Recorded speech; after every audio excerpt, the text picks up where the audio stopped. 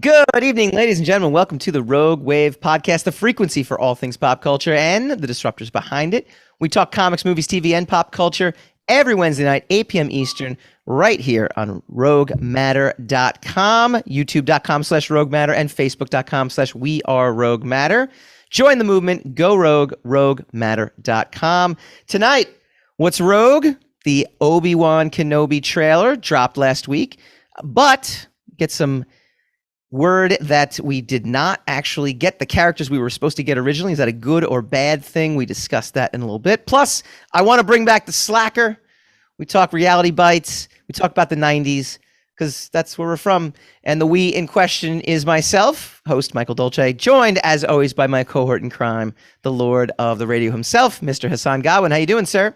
What's up? How you feeling? I'm feeling all right. I'm feeling like the 90s were a good time. And it's a good time to reminisce because that seems to be everything. I don't like the fashion though. I'm 100% against the fashion. The fashion, 90s fashion? Yeah, 90s fashion's terrible. Terrible. I don't remember the 90s. Was there fashion? Did we have fashion? It was like the mom jeans, the Kelly Kapowski mom jeans. I dislike the Kelly Kapowski mom jeans completely. Which you're talking like kind of high fashion, like 90210 fashion, like how the women actually look right now. The cut jeans, I can take it or leave it. You know, like my wife had the like the cut 9, you know, the cut jeans with where the knees were all cut out and stuff. And I kind of said like, and I did the dad joke like, "Oh, your pants are ripped," you know, because I had to. I just had to. Yeah, but really, it was a deeper commentary. You did have to. It was a deeper commentary on the cycle that we are back in to where dads were making those jokes. See, all the stuff I do is very high level. Very high level. So even though it might have seemed as if it was just a mundane dad joke, what I was actually doing was doing deep. Who told you it was high level, though? Who says it's I high did. level? I don't need anybody. You told yourself it was high level. I know it was deep level. High commentary. That explains a lot. That takes us to a lot of necessary places. I agree. Understood. I agree. Before we dive in, just want to remind everyone, go to RogueMatter.com right now. You can check out everything on the site. It's free. And I think we have a launch date of next Wednesday to where we're relaunching the site.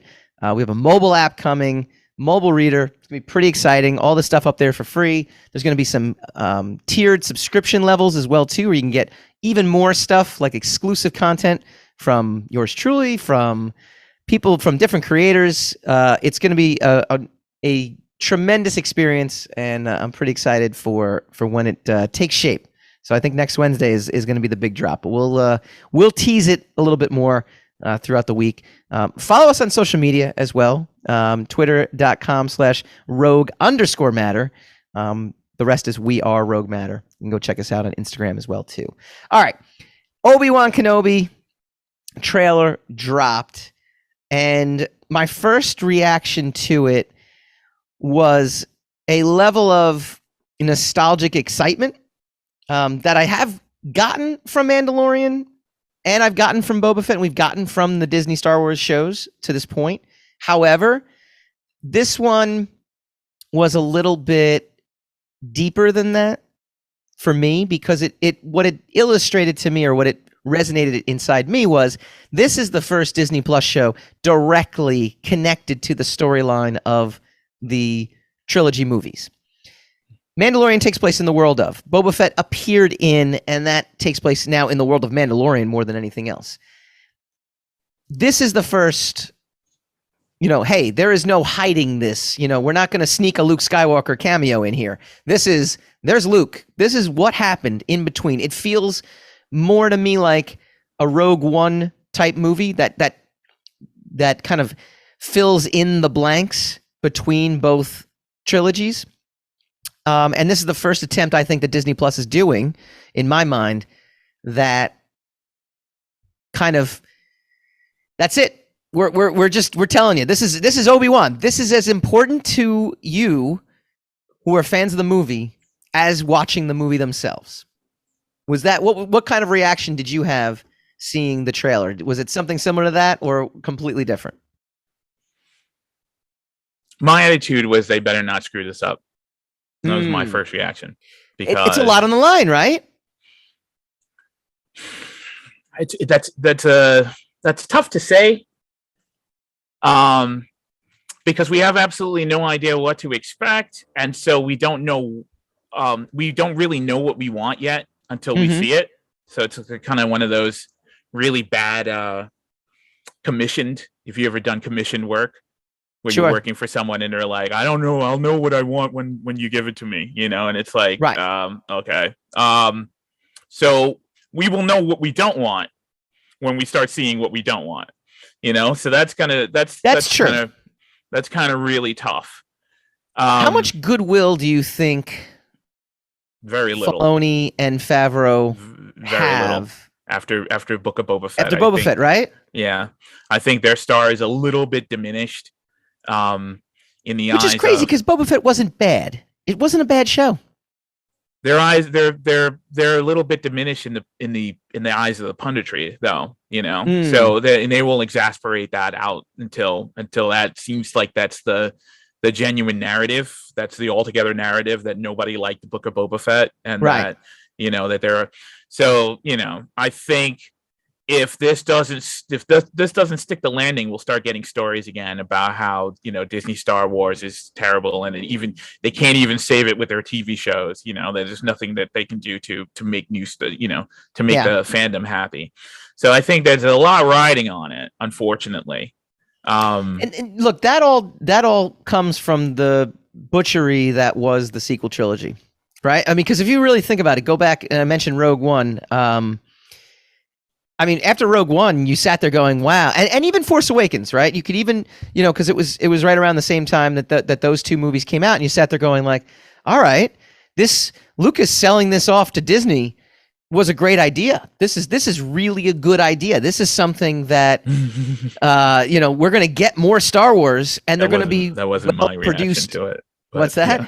That wasn't my reaction to it. I didn't think it would be. That was a genuine. That was a genuine consensus. Yeah, that was like right. It was a general consensus. Like, wow, we're going to get more things like Rogue One.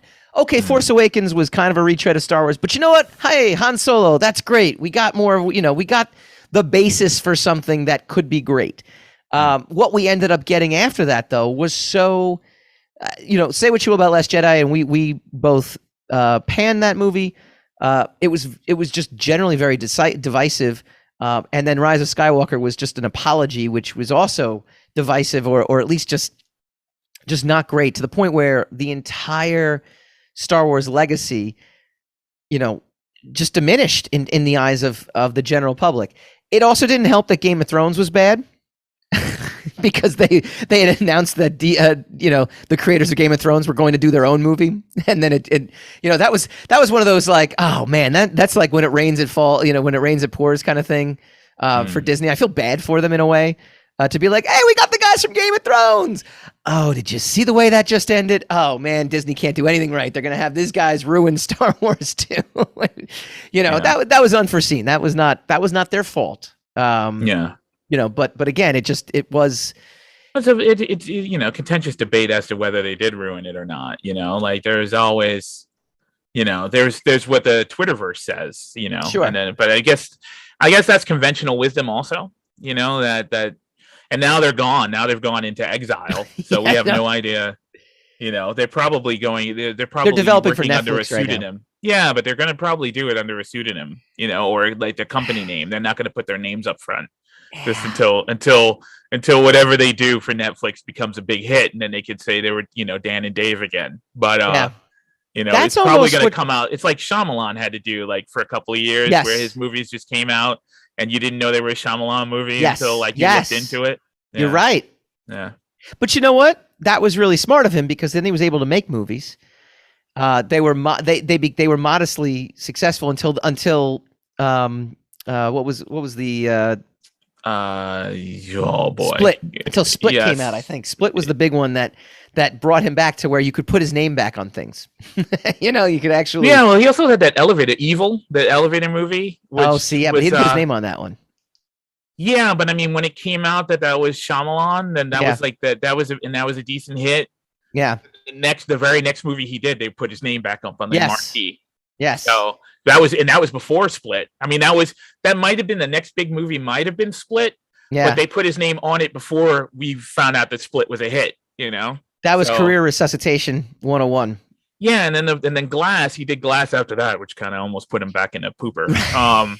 Even though I finally saw? I finally saw Old. Movie, but did you watch Old? No, I haven't seen Old. I want you to watch that. I'm curious. Nope, not going to watch it because Ozarks. It's always going to be an Ozarks thing, man. You're going to tell me to watch it, and then it's never going to come. You've seen it. You've seen the whole thing. I watched the whole movie. Yes. You didn't see 10 minutes of it, and then you're going to trick me into watching the whole thing. No, I watched the whole thing. I watched the whole thing. It was in 2 sittings. See, this is the thing you do. How come you didn't tell me whether you liked it or not? You're like, I think you should see it. That doesn't necessarily mean I don't want to do that and enjoy it. I don't want to do that because I don't want to level expectations on you. I don't. I really don't. I want you to go in as I want a genuine reaction from you. I want to know what you really thought of it. Because if I tell you, hey, that's like whenever, and I hated this in high school, right? Like, oh, you'd really love this band. Oh, I would I? And then I'd listen to it and be like, you don't know me at all. Oh, but but okay. You don't lay it out like that. You don't level up the expectations like that. Fair enough. I don't want to sit there and be like, you got to check out Old because it was terrible. And then you'd be like, well, why am I even going to watch a terrible movie? Or you got to watch Old because it really left me thinking. And then you at the end you'd be like, what was he thinking about? Like, and then you'll be like, I was thinking about how terrible it was. And I'm like, why did you make me waste my time? Why? Yeah. Why did you do that? Exactly. Right. Okay. Exactly. I don't want to level any expectations on you. I want you to just go in. I want you to watch it, and then I want you to tell me what you thought of it. Okay. Well, but what's my time frame? Does it need to have been done by next show or what? I don't know. Whenever you get around to it. Whenever I get around to it, I'll have seen it already. I know what happens. So whenever it happens, I'm asking: is it homework or is it? No, it's not homework. No, it's. I would think that you would have seen it already by now. Actually, I'm kind of surprised. I'm actually kind of shocked, and the world out there is shocked. It's kind of a horror movie, right? Yeah, it's kind of like I would say a suspense movie. Yeah, I don't do horror movies, so like I wouldn't have gravitated to it on my own, No, it's high concept. It's also based on a graphic novel. It's based on a graphic novel called Sandcastles, which I want to actually read now. So yeah, I'd never read that. So I have no idea. I have never even heard of it. Me neither. I didn't want to say that in case it was like a well-known one. No, it's not. I sound like a complete. It actually has left me very jealous because it's one of those graphic novels that you're like, what do you mean it got optioned and turned into an actual? Do you know how many comic books have gotten an option that they just lie, like they never make it to the actual production phase? Mm-hmm. Good friend of the show, Darren Sanchez, had his property optioned many, many years ago, and it was like this big hot thing until it wasn't. And then it was just he was like, it was good too. I read his I read it. Yeah, Foxwood Falcons. Yeah, it was cool. Yeah, Harry Potter meets Goonies. Like you can't go wrong. Yeah. And yet, but that was the thing. He would tell. A lot of those things happen. That's the whole reason that Game of Thrones exists in the first place. Is because George Martin was tired of getting so many of his scripts optioned, but those scripts never becoming movies. That he was like, I'm leaving. I'm going to start writing a novel again. Right. The way he started, and then we got Game of Thrones, and then there's then there's a Game of Thrones TV show and a whole bunch of Game of Thrones spinoffs and everything, and now he won't finish the novel series. But I mean, do you think he's ever going to actually? Supposedly, he did some work on it, but he commented on it recently too. Mm-hmm. Yeah, I know. I don't like to speculate, as you know, but no, he's not. I don't think it's in his best interest to ever finish those novels. I really don't. That hurts to hear, because what does he have to gain from it? If he's getting this much gravity out of an unfinished series, he'd probably get it, as long as he stuck that landing. I think that's what he's afraid of. But I mean, look, for novels, you could say, look, this was the, F you. This was the ending, and I've got your money already. So, F you. Yeah, I don't know. What did we just talk about? What did we just talk about 5 minutes ago, though, with DB Weiss and who's the other guy? I got to look this guy up now. David See, I've already erased them from my memory. I'm also tired, so that doesn't help either. That's David Benioff. David Benioff. Yeah, I said David Benioff and the other guy's Weiss. D.B. Weiss, yeah. Yeah. Dave and Dave. They're two. George R. R. Martin looked at what happened with those two and said, "I want no part of this. I want no part of this." He is going to. All right. That's a bit of hyperbole. I mean, that's like saying that they quit Game of Thrones to do Star Wars, and that turned out not to be true. You know, they didn't specifically do it. All right. Okay. All right. They can say it wasn't the reason, but you don't care. You've decided that that's what the reason is. You have to, because you just sit there and say, why did they rush through that? Like, why was it so rushed? They rushed through it because they didn't have the chops to finish it, and they were tired of waiting for more source material that they were promised, and so they were like, "We're getting out. You know, we're just gonna get out of this. You know, if it's not important enough to him to finish it, why are we suddenly the custodians of his magnum opus? You know, that doesn't." I mean, that's the attitude I would have. I'm like, I'm not gonna, now I'm not gonna put, and it turns out they did anyway, put their reputations on the line, That's the point. But my attitude would be like, I'm not putting my reputation on the line as a creator, just because this guy won't finish his work. And I'm usually very like kind of liberal with George about that. Like, it takes as long as it takes and let him take his time writing it. I mean, like, come on, dude, F that. You know that's the commodity that everyone's waiting for, right? And you keep like unlike Shyamalan, you keep coming out and announcing, other projects that nobody wants to hear about, and then you keep cursing at people who only want to hear about the one thing. It's like I don't understand what you're doing about that. Like, if I were you, I would have those projects come out and then leave it to my publicist to announce them and not announce them personally. I don't know. It's just a quirk. He can do it. He's a multi-millionaire, and I'm not. So yeah, no, I mean, look, multi-hundred millionaire. So he can do what he wants. I just don't think he's gonna change any shot there. All right, switching gears back to Obi-Wan for a second. Trailer dropped. I think generally the reaction was very positive to it. However, a story broke right after that described that a certain character is not going to be in it. And that was met with a lot of dismay on social media. Darth Maul scenes cut. Luke Skywalker replaced during creative overhaul. So apparently there was a big creative overhaul. This is coming from Hollywood Reporter. Ray Park, who originated the character with Phantom Menace, was expected to reprise, as the character was then written out, according to multiple sources. Even though Lucasfilm denies that Ray Park was ever on set and was ever in training, that was supposedly the rumor. However, in the overhaul, Maul was written out. One source says it was Dave Filoni, that conceptually keyed in a way for Darth Vader to be brought back in as the big bad, with the Grand Inquisitor, a character made popular by Filoni in the animated series Star Wars Rebels, also put into the story. Now, you mentioned something to me that the Darth Maul, Obi-Wan, I didn't watch Rebels, but that showdown happened already in Rebels, correct? Yes, that did happen. And I don't know. Give me a quick recap of what was the end result of that. It's a spoiler, dude. I'm never gonna. Darth Maul died. Again, that was the final battle. Okay. Well, he didn't die the first time, which is why he was back. Anyway, where does that fit in, though? I guess so. So it fit in. So, because I'm wondering about Solo, a Star Wars story where Darth Maul appeared in that. Solo, a Star Wars story is before, is way before Obi-Wan, and way before Rogue One. It's about 10 years before Rogue One.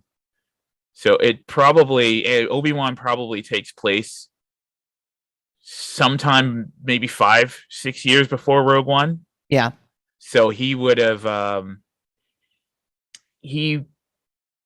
in between the 5 years from Solo to the first appearance of Obi-Wan in his own show, Darth Maul would have been killed already. Okay. Either that, I don't know, because like in in Rebels, he looks like he's kind of on his way to being Alec Guinness Obi-Wan. Right. So I would think maybe the Darth Maul might happen after the Obi-Wan series. Hasn't happened yet. Okay. But he's just not going to be in the show because they've already taken care of the final confrontation between. So I would imagine, probably, if I were to speculate, I imagine the cliffhanger, the after credit scene at the end of Obi-Wan might be Darth Maul. And then we would just watch Rebels and we'd know how that kind of that conflict kind of resolved. I would imagine if they were going to do it that way. So either this doesn't help you at all. I'm taking it in. Either the confrontation with Darth Maul is before the TV show of Obi-Wan. Okay. And they're going to try to retcon the idea that a really flinty looking Ewan McGregor it looks exactly the same as Alec Guinness, that he looks kind of like, or, I gotcha. Yeah, okay. Yeah, I gotcha. Or it hasn't happened yet, but it won't happen in this series, but will have happened between the Obi-Wan series and A New Hope. Okay. It's a young Luke Skywalker, though. I mean, I believe Luke is the exact same. I think Luke is the same age in Rebels as he is in the trailer. Like they hinted that's Luke. That's definitely No, well, I mean, look, I only say they hinted because no one knows for sure. But of course, it's probably obvious that is Luke. But I'm just being pragmatic about it. We don't know that that's Luke, but it's most likely Luke. And they hint. The first trailer for Obi-Wan, this is according to Hollywood Reporter, gave viewers a look at McGregor back as Obi Wan Kenobi, as well as glimpses of a young Luke Skywalker and Uncle Lars, played by Joel Edgerton. One of its key pieces of music, John Williams' classic score, including Duel of the Fates, which was used during a Maul-centric lightsaber duel in 1999's The Phantom Menace, and saw Maul meet his match at the hands of Obi-Wan Kenobi. Kind of has to suck in a way, being like Uncle Lars, because he just that scene in A New Hope, where like it's just like the burned out skeletons of the aunt and uncle and Beru. Yeah. Like that burned into my brain when I was a kid, and it's one of those like most visceral I never even things. noticed that when I was a kid. It's really weird. I didn't notice that until I don't know how many viewings later that did you actually see the skeletons. And I don't know. I mean, I was 4 when I first saw it. I don't know if they were there and I just didn't see them, or if they weren't. It was one of those weird things because New Hope has gone through several edits. True. Since its release, so I don't know. That's the Mandela effect kind of situation. You might be right on that, because I'm trying to think to myself now. I don't think I caught it at first glance, but I know it made a visceral reaction when eventually, because you see things repeatedly when you're a kid. Eventually, it computed in my head that was a dead body, like at some point. Yeah, like I mean. Okay, here's the strange thing is I'm kind of used to, and we don't do this as a society anymore. I'm kind of used to anachronisms, like comic book covers. The comic book covers are slightly different than what takes place. Whatever's depicted on the cover is a slightly different version of what takes place in the comic. And that used to be like a kind of standard, like, certain things, like if you watch a trailer that certain scenes in the trailer won't actually be in the film, or, like these things all become different entities from themselves, from the final product, from the finished product. And now in our age now of everything being more exact, people criticize you for that. Well, it was totally hinted that suddenly something completely different was going to happen with this, and that it didn't happen in the movie. So the movie sucks. But it's like we're used to, and I think we're the last generation, we're used to the promotional material being manipulative, Yes. And so we're kind of used to not expecting, like I don't expect it to be exactly the way I saw it because I know that they've tricked me before. Yeah. And so it's kind of a weird thing for me that now. That also probably has to do with the fact that, when we consume media now, I mean, it's at our fingertips. We can watch it over and over again.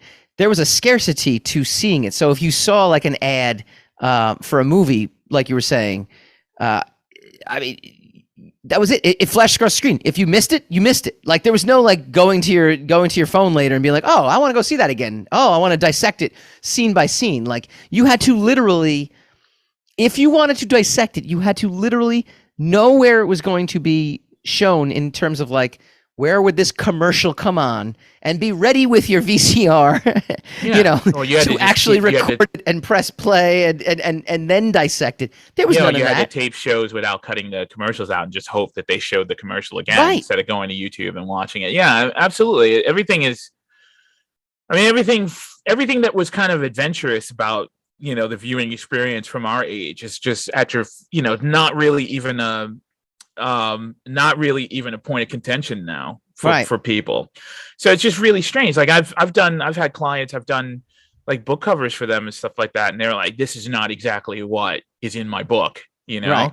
And I'm like, well, it's a little, like the style is a little anachronistic, right? But don't you want, like in theory, don't you want the book to be exciting so that people read it, And people will be like, in the old days, if you picked up a book because of how exciting the cover was, and then you found out that, how it turned out in the book, how the cover was depicted in the book is completely different from what the cover suggests, or main characters in the story are not on the cover at all. Right. And it just used to just be a style of story, of marketable. Everything used to just be okay. I feel like you learn to live with things, and you were not outraged. I think there's a level of outrage that is just present on social media, because social media is essentially message boards. I was just really thinking about this. I know I've mentioned this before, but I really dove deep into this concept that we are taking the word of literal, like if this was a Buffy message board in the 2000s and you were giving any weight or validity to the comments in this message board, you'd be laughed at. Now we take it as this is the will of the people, when it is not the will of the people. It's not even close to the will of the people. It is literally fake accounts, bots used to stir up people to be very angry and to just put the worst of humanity out into the world. And then to say that is now the will of the people, like that is what we've actually devolved into. That this mass, information age that we live in has actually now devolved into.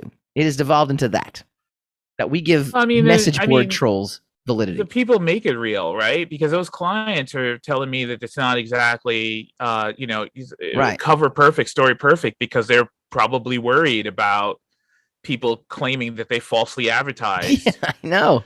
So they make it real. That becomes real because they make it real. People like are worried about how they're going to be perceived on these boards and stuff like that. I don't know. The worst thing I'll say about all of it, it's got its serious picadillos. Because it's like that's a whole nother can of worms. Like that debate level is a whole nother can of worms. But yeah, but you know what it is, though. Do you know what it is? It's a great segue into the topic we're going to talk about next segment, which is I want the return of the slacker. I found this great article talking about how the 90s just a better time, and I'm gonna dive into it, and we're gonna dive into why the age of the influencer is at an end, and the return of the slacker is coming. No more selling out. Are you a sellout, Hassan? Mm-hmm. I guess we both are corporate chills, but we're gonna profess to not be when we come back.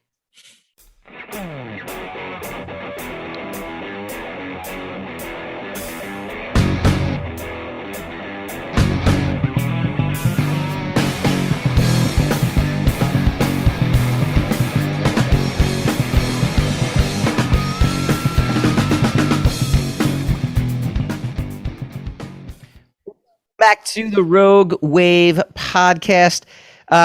Before we get into Reality Bites, and I never really actually seen that movie, but we're gonna get into it anyway. I never watched that. Yeah, but we're gonna get into the 90s, which we're experts on. You made a comment to me. You did not actually talk about the actual trailer, which I agree we failed to actually assess your reaction to the trailer. Yeah. What was your reaction to the Obi-Wan trailer? I was underwhelmed by it, particularly. I had a conversation with a friend of mine. He was like, wasn't it because we were reading an article? He sent me an article about it, and he said that the groundbreaking trailer for Obi-Wan, and I was like, was it really groundbreaking though? Like, and he was like, yes, it was, and I'm like, nah, it wasn't really that. I thought it was pretty incoherent, honestly, about like it wasn't.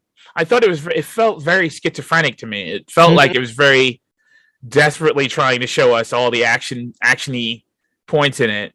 Now that can mean two things.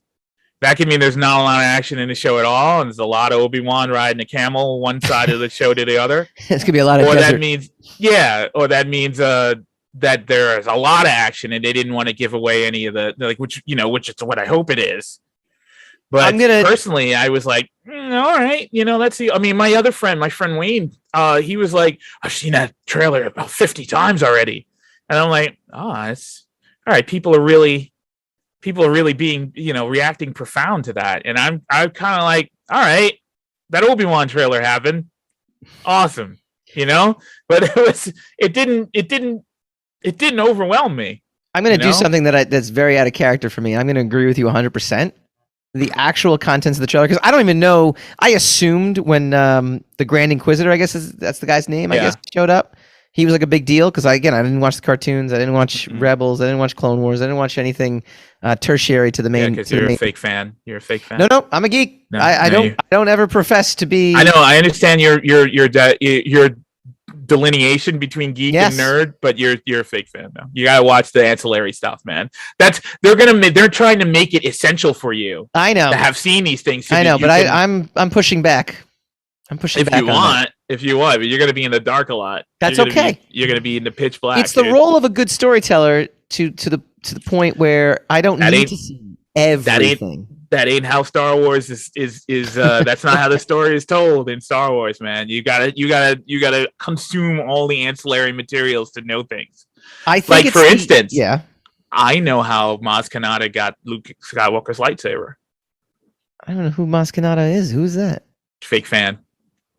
Oh, is Maz Kanata is the little orange Yoda stand-in in the sequel. You should have said that. You should have said like the. I said like Maz Kanata. You should have said the orange Yoda stand-in. I'd be like, oh, that's not. You know what? I know that is something I would say to a not a fan. To a so-called fan, I would use her name. Gotcha. But I really just said 5 seconds ago, like, I'm a geek when it comes to Star Wars. I've watched the movies. I don't go crazy over this stuff. I enjoy it.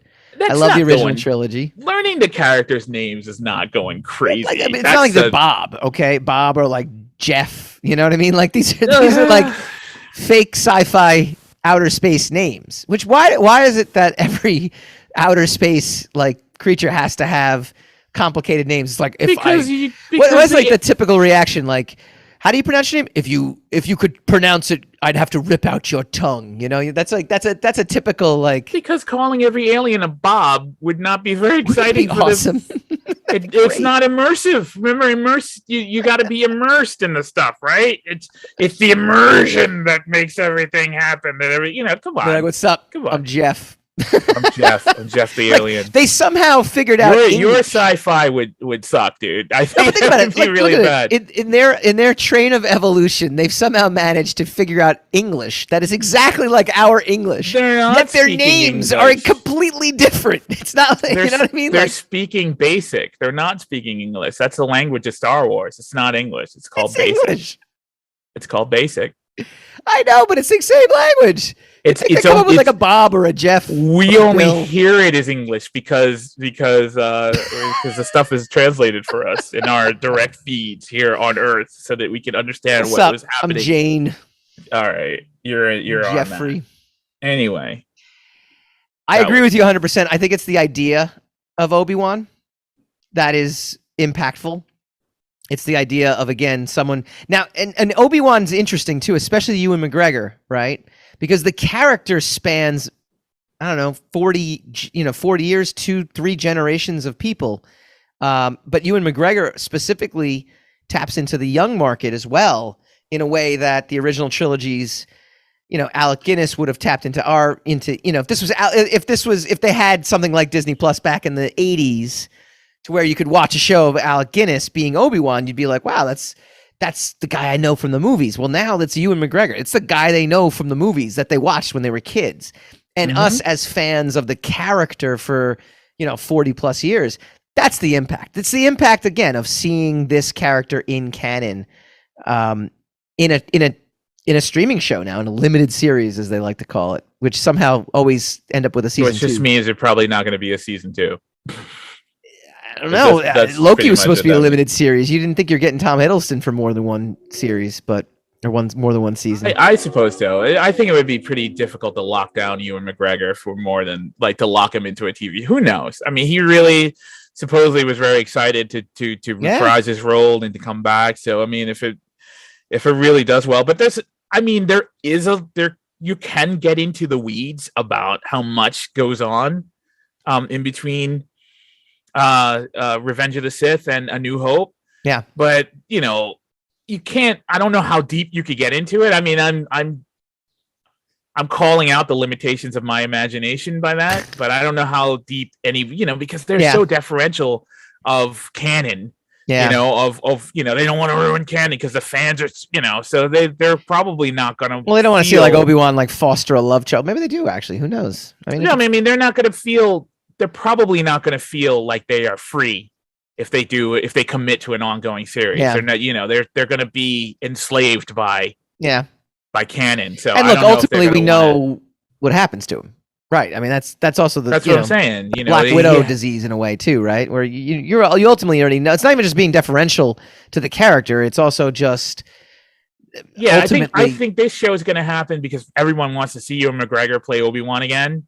Yeah. But then ultimately the ramifications of it are going to be substantial if they don't stick the landing on it, if they don't approach it with the level of respect that it's supposed to have, and if it doesn't, blah, blah, blah, a lot of, just as much goodwill as it's gotten, it could get some bad will. Because look, you and I agree that Book of Boba Fett's not really bad at all. I've seen it. I rewatched it again, all through without having to wait a week. And it's to me, it's very solid. Yeah. But, you can't convince the fans of that. So, I mean, there's a way to mess this up. Yeah, they could definitely mess it up. Now, but you don't want to talk about being a slacker. I think they probably will actually mess it up. And won't be any fault of their own. I think the story will be just fine. I think people going in, the weight of this show is too great for the internet to handle. That's not them messing up. That's just people. That's people not appreciating it. I agree. But it'll be spun. It'll be spun differently. No, so I found this article, and we'll do this real quick here. But I thought this was actually kind of interesting, and I have a follow up to this article that just happened last night, which I thought was almost proof positive of this, right? And it was on. I don't know at what point Firefox just started giving you ways to distract yourself. They're like, let's be a web browser and let's give you articles that we know you're going to click on because they're really click-worthy articles, but they're usually pretty good articles. They're not, it's not like Ariana Grande news or something like that. I mean, they're legit, well thought out articles. And so I found this one: the age of the influencer has peaked. It's time for the slacker to rise again. There are signs that our individualistic culture of achievement and brand alignment has jumped the shark. It starts out, it's hard to remember a time when scrolling through Instagram wasn't anything but a thoroughly exhausting experience, where once the social network was basically lunch and sunsets, it's now a parade of strategically crafted life updates, career achievements, and public vows to spend less time online, usually made by people who earn money from social media. All framed within the carefully selected language of a press release. Everyone is striving so very hard. Great for them, I guess, but sometimes one might long for the days of a less aspirational time when the cool kids were smoking weed, eating junk food, and, just chilling. Back in the 1990s, our heroes were slackers. The dudes and the clerks, the stick it to the man, stay true to yourself burnouts we saw in Ferris Bueller's Day Off and Slacker and Reality Bites. In the latter, Winona Ryder's character Lelena chooses the disillusioned musician Ethan Hawke over the TV exec Ben Stiller, and it's presented as an excellent choice. Oh, It actually goes on. Sorry, you just destroyed the film. Spoiler: I never saw the film. Well, spoiler. Now I don't have to watch that. You don't have to watch it.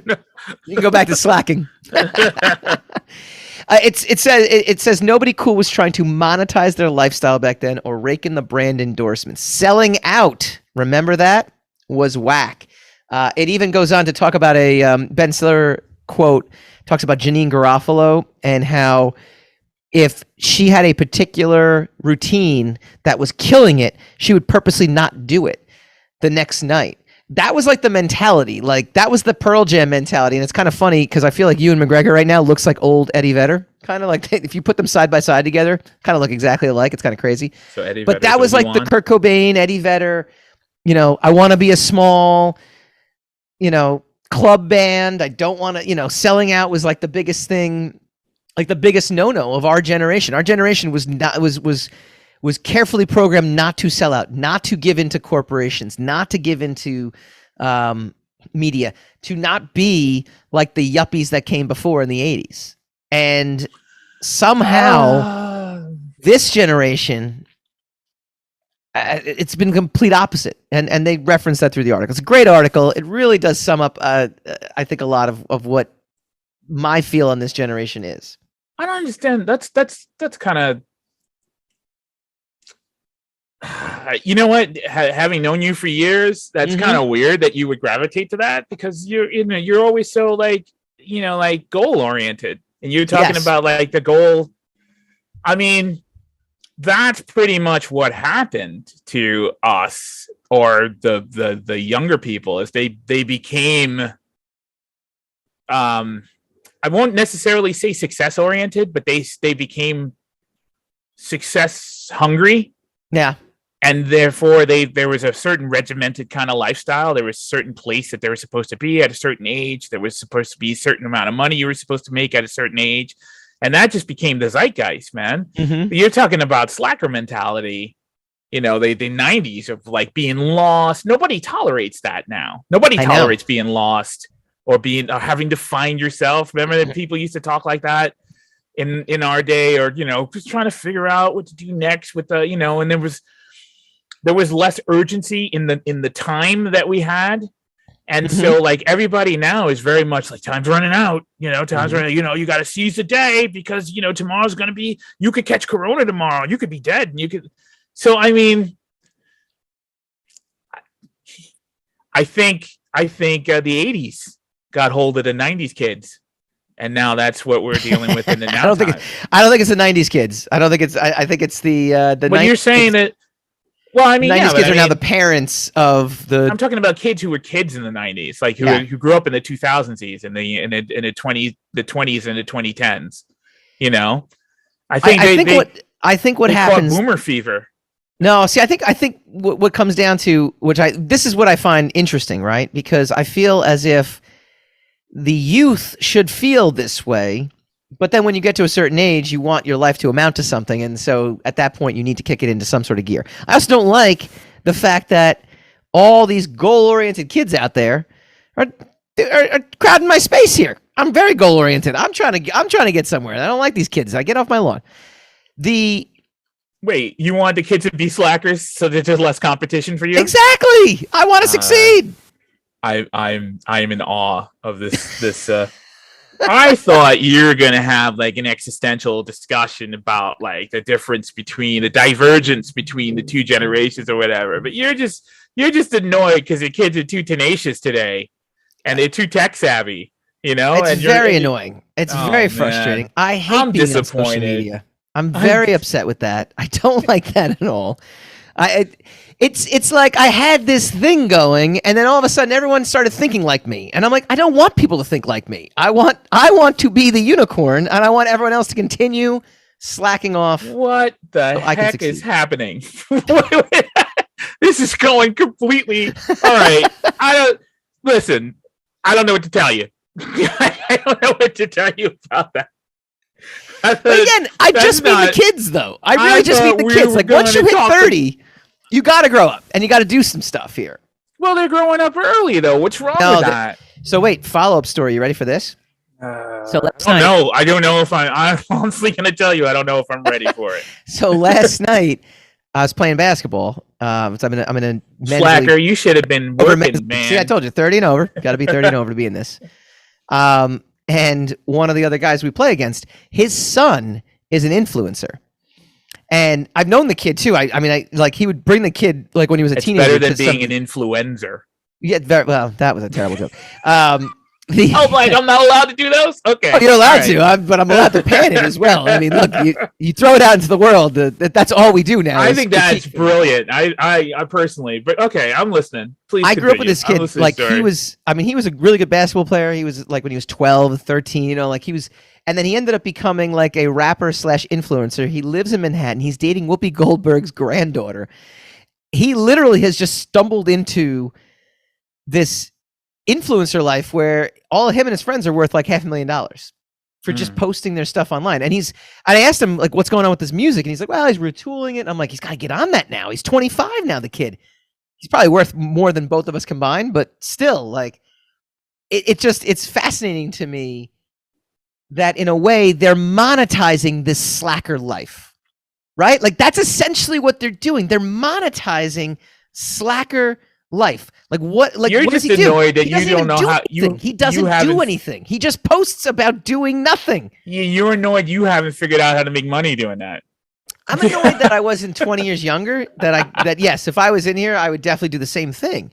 But I'm clearly look. My level of annoyance is very high in general with everything about this influencer generation. But that's essentially what they're doing. They're doing nothing and they're making money off it. I actually kind of admire that in a way. I don't not admire it. I like Billy Corgan used to say when he would talk about like the Kardashians and things like that.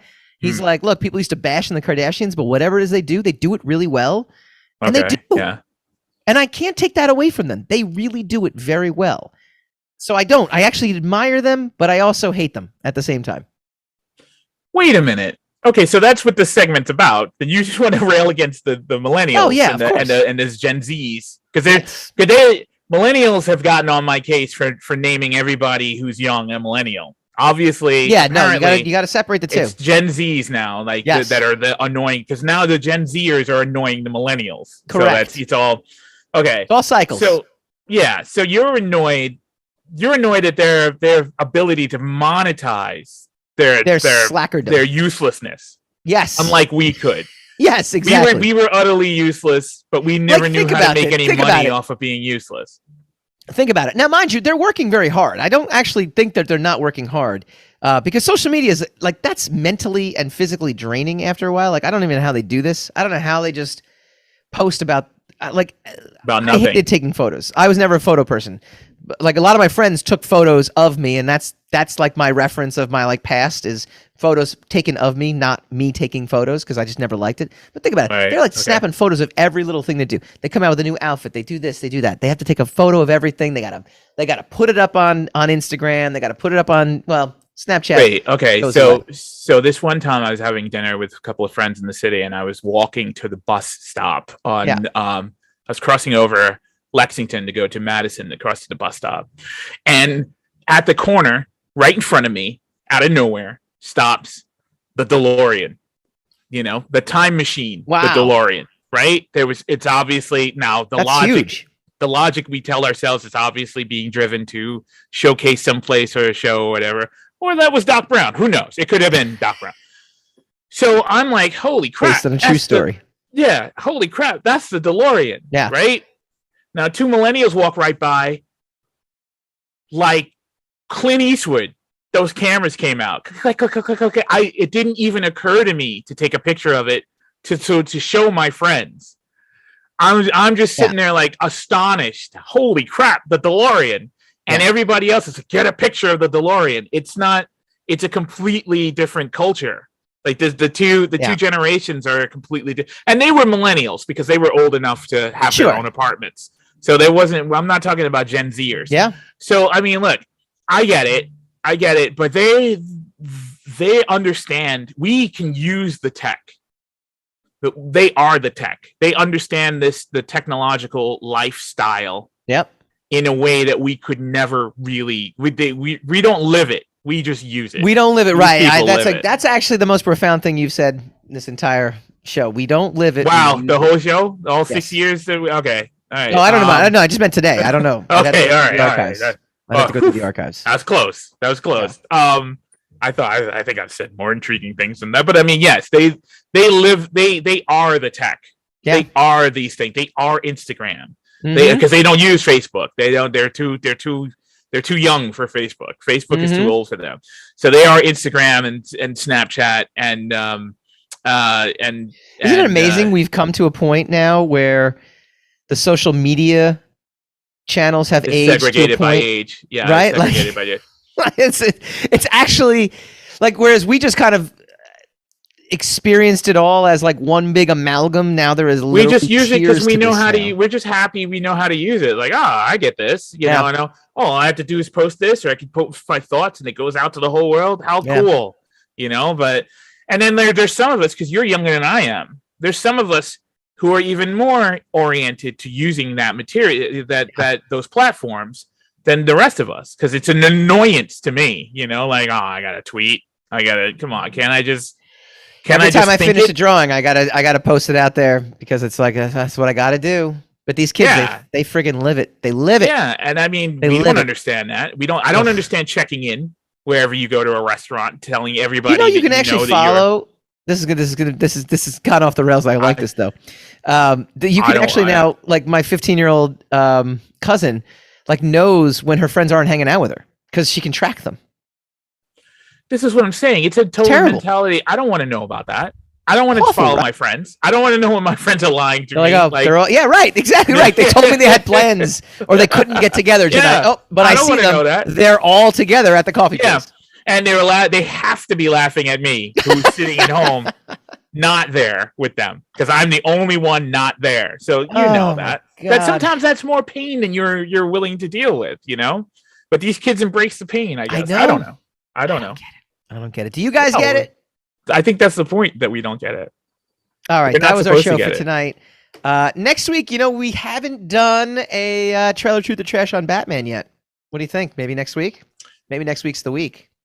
I don't know. Wait, what am I doing? Of course, we've got March Movie Madness coming up next week. That's right, because March is almost over, so we need to jump. We're gonna do one shot. It's gonna be a one-shot shot. Oh, it's gonna be a one-off. All right, okay. That's not usually you, man. You usually like to have a. Well, we might get into 2 weeks. We might do 2 weeks. We'll figure it out. We'll invite some guests. We'll do a March Movie Madness. We'll have a great time. We will see you guys next week.